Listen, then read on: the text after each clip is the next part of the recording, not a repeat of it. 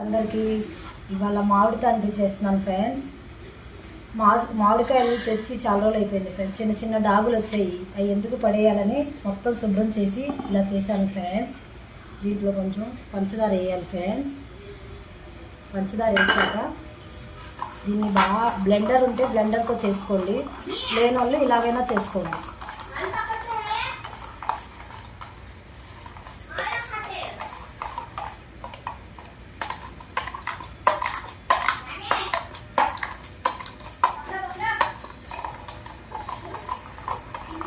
ఇలా చేసిన తర్వాత ఫ్రెండ్స్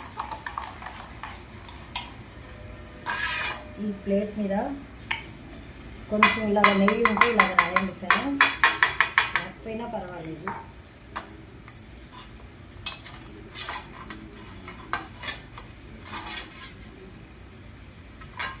ఇలా రాసిన తర్వాత దీని మీద ఇలా పోసేయండి.